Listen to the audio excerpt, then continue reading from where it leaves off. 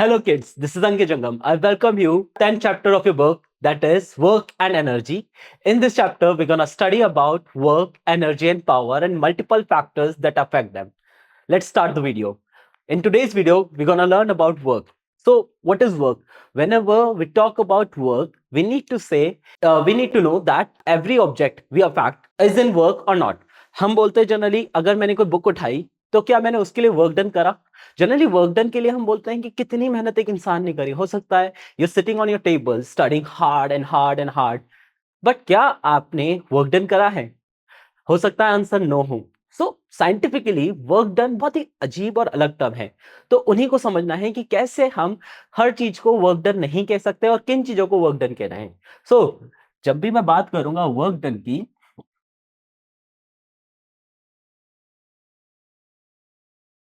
यहाँ पे मैं दो चीजों की बात करने वाला हूं कि एक बॉडी होगी जिस पर क्या है एक फोर्स अप्लाइड होगा, ठीक है। एंड फोर्स अप्लाई होने की वजह से क्या है उस बॉडी ने कुछ अमाउंट ऑफ डिस्प्लेसमेंट करा होगा। अगर बॉडी पर फोर्स अप्लाइड हुआ और उसने कुछ डिस्प्लेसमेंट कहा करा है, तभी हम बोलेंगे कि उस बॉडी पर क्या हुआ है, वर्क डन हुआ है। अनलेस अनटिल एंड अनलेस हम नहीं बोलेंगे कि किसी भी बॉडी पर वर्क डन हुआ। तो देयर आर मल्टीपल केसेस जहां पर हमें समझना है कि किस तरीके का फोर्स लगना चाहिए, किस तरीके का डिस्प्लेसमेंट होगा। यही सब कुछ हमें इस चैप्टर में करना है। Let's start the chapter now. Okay, okay. Work done. That is said to be done by a force on a body if the force applied cause displacement on the body. जैसे कि मैंने बोला कि कोई भी बॉडी है जिस पर हमने क्या करा है, एक फोर्स अप्लाई करा है एंड फोर्स अप्लाई करने की वजह से उस बॉडी ने कुछ डिस्प्लेसमेंट शो करा है, then we say that the body work is done on the body, ठीक है। और बॉडी ने क्या कर रखा है, कुछ वर्क डन करा है या वर्क बॉडी पे वर्क डन हुआ है। Generally this phenomena is a scalar quantity irrespectively कि इस पे फोर्स और डिस्प्लेसमेंट दोनों की वेक्टर क्वांटिटी है, दोनों एक्ट करें, but it is still scalar quantity, क्योंकि फोर्स किसी भी डायरेक्शन में अप्लाई हो सकता है और डिस्प्लेसमेंट किसी भी डायरेक्शन में हो सकता है। Due to that it is a scalar quantity. Now further it is measured by the product of the force and displacement. मतलब कि एक बॉडी पर कितना फोर्स अप्लाई हुआ है और उसने कितना डिस्प्लेसमेंट गेन करा है, यही किस बारे में बताता है कि एक बॉडी ने कितना वर्क डन करा है। That mean we can say अगर कैपिटल डब्ल्यू यहां पर क्या होता है, वर्क डन का रिप्रेजेंटेशन है, then F into S can be the formula of work done, ठीक है। अब यहां पे वर्क डन की बात करें तो देर आर मेनी वे कि हम एक बॉडी पे फोर्स अप्लाई कर सकते हैं। जैसे कि मान लीजिए देर इज अ गर्ल, वो क्या कर रही है, एक स्ट्रिंग से किसी ऑब्जेक्ट को खींच रही है। मैं बोल सकता हूँ ट्रॉली कार को खींच रही है वो, ठीक है। ट्रॉली को वो क्या कर रही है, पुल कर रही है, या एक कार को वो पुल कर रही है। एंड जब वो पुल कर रही होगी, उसने स्ट्रिंग बांध रखा है, तो स्ट्रिंग की डायरेक्शन किस चीज की डायरेक्शन होगी, फोर्स की डायरेक्शन होगी। But this trolley is moving toward this direction, तो direction of force can be different to direction of displacement. Due to that यहां पर क्या होगा, ओवरऑल जो डिस्प्लेसमेंट होगा वो किस डायरेक्शन में हो रहा होगा, फोर्स की डायरेक्शन में होगा। इसलिए एक फॉर्मूला और क्या बनता है, एफ डी कॉस थीटा, ठीक है। यहाँ पे फोर्स और डायरेक्शन जो डिस्प्लेसमेंट है उनके बीच में जो एंगल होता है उसी को हम थीटा से प्रेजेंट करते हैं। और फर्दर इस वैल्यू को फाइंड करने के लिए कॉस थीटा की उसकी वैल्यू हम निकालते हैं। तो हमारे पास जनरली दो फॉर्मुलेज हैं वर्क डन फाइंड करने के लिए, एक एफ डी कॉस थीटा और एक एफ एस। जनरली आपको क्वेश्चन जो मिलेंगे इस बार एफ एस के मिलेंगे, ठीक है। आगे बढ़ते हैं। नाउ हमें समझना होगा यूनिट ऑफ वर्क डन कि क्या हो सकती है यूनिट ऑफ वर्क डन। चलिए इसे समझते हैं। नाउ जब भी वर्क डन हम करेंगे it will be equals to force into displacement. Now अगर मैं बोलता हूं एक बॉडी है जिस पर 1 न्यूटन का फोर्स लगा है और उसने 1 मीटर का डिस्प्लेसमेंट करा है, दैट मीन 1 न्यूटन का फोर्स लगा और 1 मीटर का उसने डिस्प्लेसमेंट करा। ड्यू टू दैट मैं बोल सकता हूं कि वर्क डन मेरा होता है 1 न्यूटन मीटर, और इसी को आगे जाके मैं बोल दूंगा it is equals to 1 joule,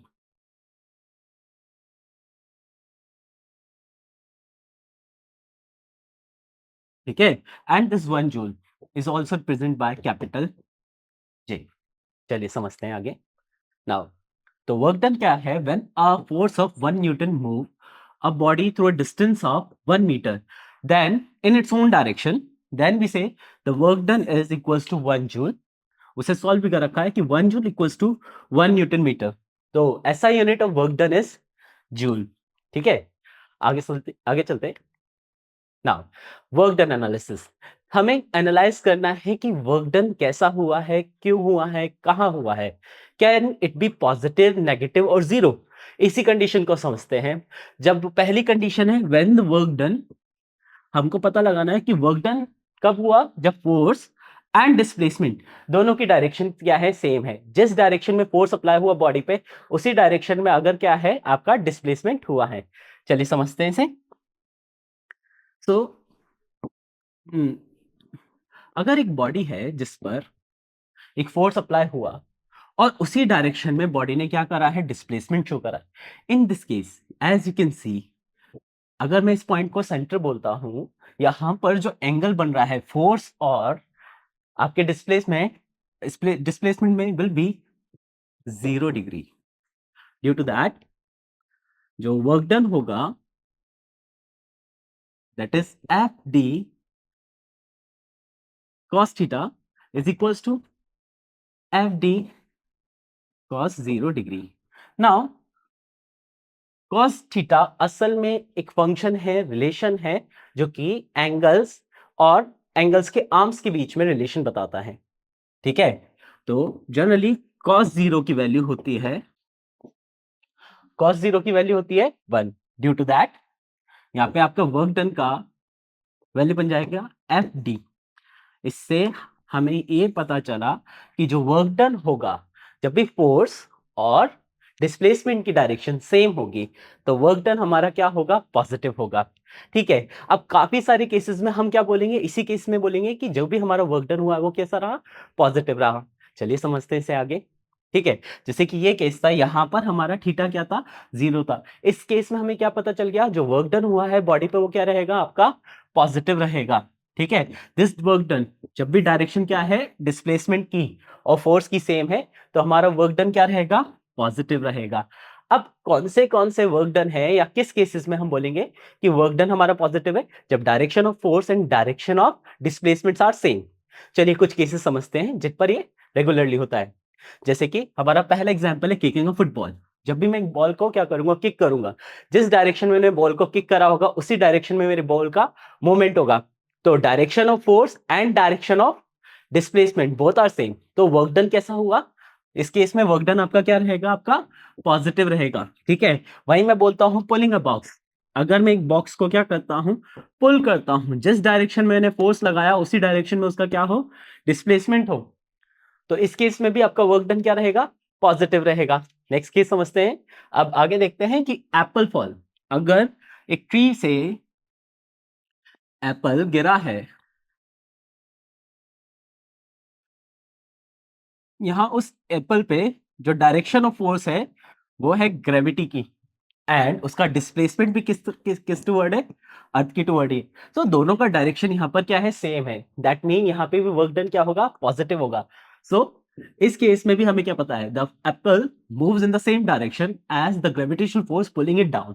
next is pushing an object. Whenever we push an object, ठीक है, जिस डायरेक्शन में हम फोर्स लगाएंगे उसी डायरेक्शन में जनरली वो ऑब्जेक्ट भी क्या करता है, मूव करता है। In all these cases a work done is positive. Let's move toward the next case, that is when the work done, the direction of force and displacement is perpendicular. Now let's understand it. If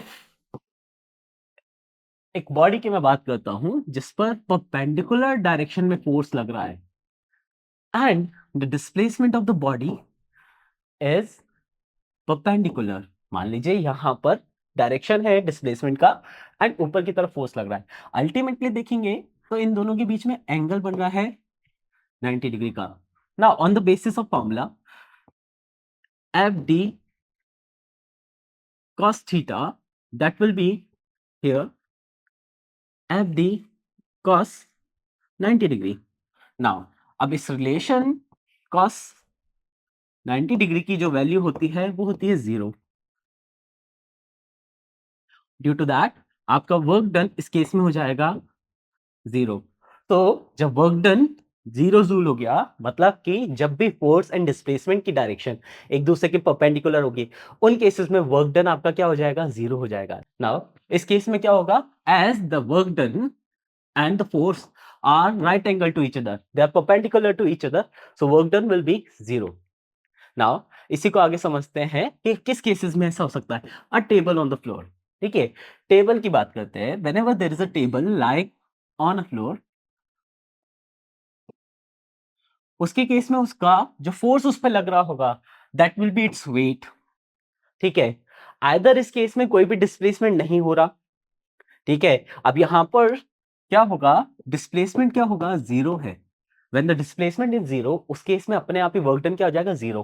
A table on the floor, a table on the floor experience no work done, definitely, क्योंकि work force उसका जिस direction में लग रहा है, but displacement यहाँ पर zero है। Next casing, holding a book, when we hold book, मान लीजिए आपने एक होल्ड बुक को क्या कर रखा है, होल्ड कर रखा है। नाउ आपने उस बुक को पकड़ रखा है, आपने उसके वेट के अगेंस्ट उसे पकड़ रखा है। उस पर अगर मैं बोलता हूं कि उस पर फोर्स आप लगा रखे हो ऊपर की तरफ, but there is no movement here, यहां पर भी डिस्प्लेसमेंट क्या है, जीरो। इस बुक की डिस्प्लेसमेंट भी क्या रहेगी, जीरो। ड्यू टू दैट यहां पर भी केस में आपका वर्क डन क्या हो गया, आपका जीरो, ठीक है। क्योंकि there is no movement of the book, body अपने पोजीशन पे ही है, वो कहीं भी चेंज नहीं कर रही है। तो दोनों केसेस में वर्क डन आपका क्या रहा, जीरो। नेक्स्ट केस समझते हैं, जैसे कि क्या है, the rotation of earth around the sun. Okay, इस डायग्राम को देखते हैं। हमें ऑलरेडी पता है कि अर्थ पर एक ग्रेविटेशनल फोर्स लग रहा है सन के डायरेक्शन में, ठीक है। बट हमने ऑलरेडी ग्रेविटेशन में भी ये समझ रखा है कि बॉडी कहाँ, जो भी एक बॉडी, जब प्लेनेटरी बॉडीज होती है या सेलेस्टियल बॉडीज होती है, जब भी वो किसी दूसरी बॉडी के सर्कुलेशन में होती है या फिर उसके रोटेशन मोशन में होती है, वो हमेशा क्या है, एक टेंजेंशियल डायरेक्शन में मूव करना चाह रही होती है। वो हमेशा कहाँ जाना चाहती है, टेंजेंशियली जाना चाहती है। और टेंजेंशियली फोर्स की डायरेक्शन और डायरेक्शन ऑफ रियलिटी, जो डायरेक्शन ऑफ डिस्प्लेसमेंट वो चाहती है, वो क्या हो गया, उस करंट पॉइंट पे हो गया आपका 90 डिग्री। ड्यू टू दैट इस केस में भी वर्क डन आपका क्या हो जाएगा, जीरो हो जाएगा। ठीक है, यहां पर भी जो ग्रेविटेशनल फोर्स है वो जीरो क्यों हो गया, क्योंकि दोनों के बीच में असल में direction of displacement and direction of force दोनों क्या है, एक दूसरे के परपेंडिकुलर हैं। चलिए आगे चलते हैं। Let's understand next question, walking with bag on head. जब जैसे ही कोई आदमी अपने बैग को अपने सर पे लेके चलेगा, इस केस में हम बोलेंगे कि वर्क डन जीरो हुआ। क्योंकि देखिए वो डिस्प्लेस तो भले ही इस डायरेक्शन में कर रहा है, बट जो आदमी फोर्स लगा रहा है इस बैग को होल्ड करने का, वो कहाँ है, ऊपर की डायरेक्शन में है। वो कहाँ है, ऊपर की डायरेक्शन में है। और अगर मैं बोलता हूं कि आदमी चल रहा है और मैं इस पर एक और फोर्स लग रहा है, इस बैग पे एक और फोर्स लग रहा है, जो है इसका weight, that is due to gravity, वो नीचे की तरफ है। दोनों केस जो परपेंडिकुलर फोर्सेस है, दोनों ही केसेस में फोर्सेस कैसे हैं, परपेंडिकुलर है, बट डायरेक्शन यहां पर है, डायरेक्शन ऑफ डिस्प्लेसमेंट इस तरफ है। Due to that the work done will be zero here. चलिए नेक्स्ट केस पे चलते हैं, and that is the work done between the force and displacement are at 180 degree. अब यहां पे जो वर्क डन होगा कैन बी नेगेटिव। क्यों, कैसे, वो समझते हैं। चलिए, जैसे कोई बॉडी है जिसका displacement and direction of force एक दूसरे के क्या है, अपोजिट है। जब अपोजिट है तो इस पॉइंट पे उन दोनों ने जो एंगल बनाया होगा that is 180 degree. Yes no. Now हम जब वर्क डन का फॉर्मूला लगाएंगे that is F D cos theta, it will be F D cos 180 degree. Now जो रिलेशन होता है कॉस 180 की वैल्यू जनरली देती है -1। ड्यू टू दैट जो आपका वर्क डन हो जाएगा वो क्या हो जाएगा, -FD। इन दिस केस मतलब जब भी direction of force and direction of displacement body पे अप्लाई होने वाली अपोजिट है, ठीक है, बॉडी पर दोनों ही क्या है, अपोजिट है। इस केस में क्या होगा, इन this case the work done will B negative, the work done will B negative, ठीक है। आगे चलते हैं। सो when the force is in the opposite direction of the displacement, the work done is negative. चलिए इसके कुछ एग्जाम्पल समझते हैं हम। जैसे कि सबसे पहला एग्जाम्पल दे रखा है work done by the buoyant force. अब बायंट फोर्स के केस में क्या होता है कि जनरली मैं कंटेनर ऑफ वाटर लेता हूं, जिस ऑब्जेक्ट को मैं इसमें सबमर्ज करना चाहूंगा, सिंक करना चाहूंगा, वो असल में नीचे आना चाहती है। हर बॉडी क्या करना चाहती है? नीचे आना चाहती है। वो डिस्प्लेसमेंट है उनका। जनरली कोई भी बॉडी सिंक कर रही होती है, ठीक है, वो कहाँ आना चाहती है? वो डिस्प्लेसमेंट नीचे की डायरेक्शन में कर रही होती है। लेकिन हमें ऑलरेडी पता है कि जो वाटर होगा, जो भी वाटर होगा या कोई भी लिक्विड होगा, वो क्या करेगा? हमेशा एक अपवर्ड थ्रस्ट लगाएगा। तो this upward thrust is your force, और ये अपोजिट डायरेक्शन में हो गया। अपोजिट डायरेक्शन में हो गया तो यहाँ पे वर्क डन कैसा हो गया? आपका नेगेटिव हो गया। Bind force of the water of the drawing ship. सीधी सी बात है, कोई भी डूबती हुई चीज हो, शिप हो या कुछ भी हो, शिप नीचे जाना चाहेगी लेकिन फोर्स उसको ऊपर रखना चाहेगा। Second case is the work done by gravitational force. Okay. Whenever one climbs a tree, a gravitational force act against its body. ठीक है, जब भी एक बॉय क्या करेगा? एक ट्री पर चढ़ने की कोशिश करेगा, ठीक है, या फिर हम बोल देते हैं एक मंकी भी अगर चढ़ने की कोशिश करेगा, इस केस में जो ग्रेविटी है वो चाहती है कि ये आदमी नीचे आ जाए, बट ये अगेंस्ट द ग्रेविटी ऊपर जा रहा है। ठीक है, इस केस में हम क्या बोल सकते हैं कि फोर्स नीचे की तरफ लग रहा है and the body is moving upward. In such case यहां पर हमें पता चल गया कि वर्क डन क्या होने वाला है? नेगेटिव होने वाला है। नेक्स्ट केस देखते हैं, and that will B work done bye frictional forces. Okay, जब भी एक बॉडी क्या कर रही होती है? मूव कर रही होती है किसी डायरेक्शन में, और वो एक सरफेस पे मूव कर रही होगी, तो वो सरफेस पर कुछ देर चलने के बाद रुक जाएगी। क्यों? क्योंकि वो सरफेस अपने आप में क्या लगा रही है? क्योंकि एक अपोजिट फोर्स लगा रही होगी, जिसको हम बोलते हैं friction. And this force is definitely in opposite direction of the movement. जो भी डिस्प्लेसमेंट है उसके हमेशा अपोजिट डायरेक्शन में होने की वजह से हम क्या बोलेंगे? इस केस में भी जो वर्क डन होगा वो आपका क्या होगा? आपका नेगेटिव होगा। As you can read, pushing a block on a hard surface, the frictional force act against the motion of the block. सीधी सी बात है। नाउ नेक्स्ट केस है work done by gravity on a rocket. अच्छा, rocket के case को समझते हैं। जनरली जैसे ही रॉकेट ऊपर जा रहा होता है, ठीक है, सो रॉकेट की डिस्प्लेसमेंट की डायरेक्शन होती है असल में ऊपर, बिल्कुल परपेंडिकुलर जा रहा होता है, ठीक है। एंड इसी पर, इसी रॉकेट पे क्या लग रहा होगा? ग्रेविटेशनल फोर्स लग रहा होगा, जो कि कहाँ होगा? नीचे की तरफ। ग्रेविटी चाहती है इसको नीचे रोकना, रॉकेट चाहता है ऊपर जाना। ड्यू टू दैट यहां पर भी जो वर्क डन होगा नेगेटिव होगा। So as a rocket goes perpendicular upward, gravity act against it. सीधी सी बात है। चलिए आगे बढ़ते हैं। लेट्स डू, अब कुछ नोट की बात कर लेते हैं। A weight lifter work in lifting the weight off the ground but does not on holding the weight up. Now इस बात को समझते हैं। जब भी एक वेट लिफ्टर क्या करेगा? एक वेट को क्या करेगा? जब उसने नीचे से उठाया होगा, ठीक है, नीचे से ऊपर उठाया होगा, तब तो उसने क्या करा होगा? वर्क डन करा होगा। उस केस में तो उसने क्या करा होगा? Work done. फिर से रिपीट कर लेते हैं। A weight lifter does work in lifting the weight off. उसने जब तक उस वेट को लिफ्ट करा होगा, जब तक उसे क्या करा होगा? लिफ्ट करा होगा, तब तक तो उसने वर्क डन करा। लेकिन अब वो अगर इसको होल्ड करके रखता है ना, यहां पर इसी पोजीशन पे कुछ देर होल्ड करके रखता है, तो क्या हो जाएगा? Work done will be zero, क्योंकि अब डिस्प्लेसमेंट नहीं हो रहा।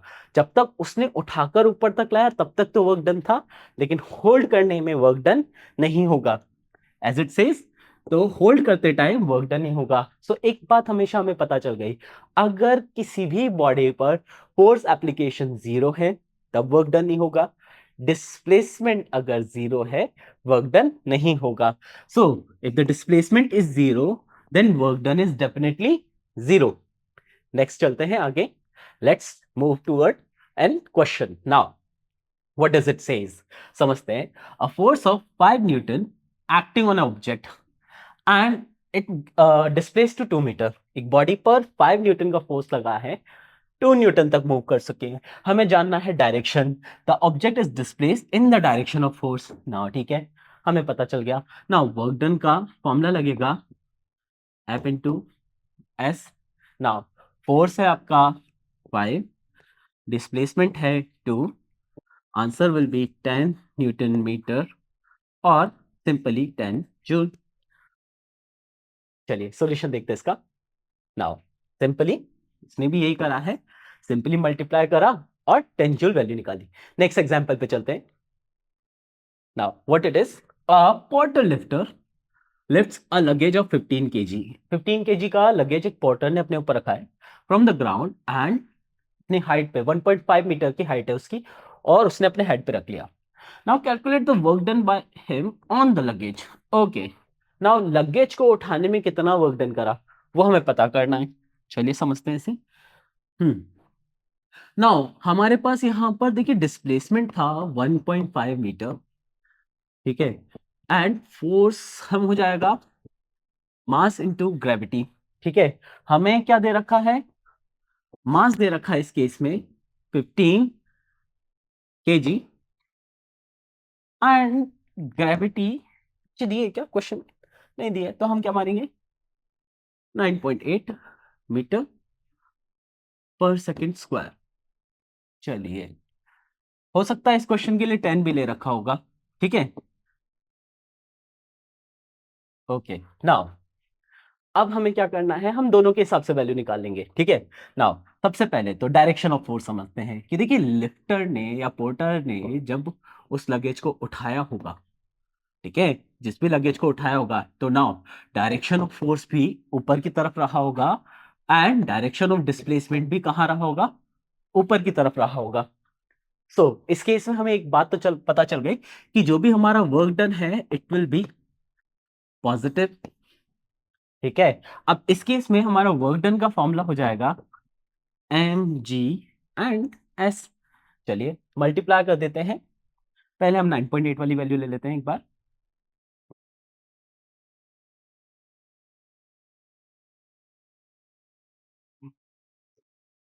नाउ 15 इंटू 9.8 इंटू 1.5, ठीक है, एंड दूसरी हो गया हमारा 15 इंटू 10 इंटू 1.5। इसकी वैल्यू बड़े आराम से आ जाएगी आपकी जूल, ठीक है। इन दोनों का अगर हम मल्टीप्लाई करते हैं तो the value will be 22.5 into 9.8। इसे मल्टीप्लाई करेंगे तो our value will be, it will be 220.50 joules. चलिए चेक करते हैं आंसर को। नाउ सी क्या लिया है, यहां पर मास 15, डिस्टेंस यहां पर G10 लिया है एंड सॉल्व करने पे आई वैल्यू 225 जूल्स। अगर 9.8 लिया होता तो यहीं पर आंसर होता 220.5। चलिए चलते हैं आगे। So in this particular video what we understand what is work and work analysis, जिसमें हमने समझा कि work can be positive, negative and zero। Video यहाँ पे खत्म नहीं हुआ, let's talk about assessments। Let's see our first assessment, that is now what it is, choose the incorrect statement। Now we need to choose incorrect statement, out of all rest will be okay, we need to find which one is wrong। Okay, work has magnitude and direction। Okay, ये हमारा पहला ही statement गलत है, because work is a scalar quantity, so it will never have direction and magnitude at the same time. और वो हमने prove भी करा, work can be positive, negative and zero, but it is not a vector quantity. So option A is the correct answer. Let's read the other options. The unit of work is Newton meter, जो कि correct option है, that is joule also. Work done is positive when force is in the direction of displacement. Work done इसी condition में आपका positive होता है जब direction of force and direction of displacement are same. Next is work done is negative when the force acts opposite to the direction of displacement. अगर direction of displacement and force both are opposite to each other, उस case में ही आपका work done negative होता है। So this is also correct statement. All three are the correct statement. Only option A will be the correct answer. ठीक है, let's move to the next question. That is, now a load of 50 kg is pulled upward by 5 meter. Now work done by the external force and G is given here. Now we have already done such questions कि एक load है उसे ऊपर की तरफ खींचा गया है। Now mass is given 50 kg, distance cover that will be positive also 5 meter, Now, as the direction of force and displacement both are positive, the value of work done become, that is, F into S. As the work done here is positive, now force will be mgs. As mass is given, g is given, by applying the value we get 50 into 10 into 5. We will get 500 joule. Okay, so the B option is the correct answer. As यहां पर क्या बोला गया, external force पूछा गया है, gravity था। अगर इसी क्वेश्चन में ग्रेविटेशनल फोर्स बोलता तो आंसर विल बी डी। ठीक है, यहां पर एक्सटर्नल फोर्स पूछा गया था, तो that will be your positive answer. तो आपका option B will be the correct answer. Let's move toward another question. And an object is moving with a uniform velocity along a particular direction, a retarding force of 5 Newton. Now the force is retarding.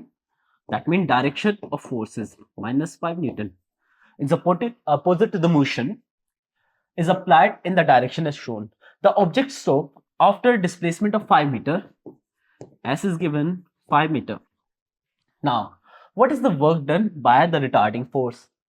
The work done will be F into S, that is minus 5 into 5.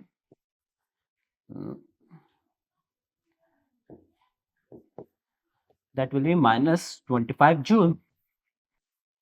So option B will be the correct answer. Okay, kids. Hopefully you like this part of the video. Till then, thank you.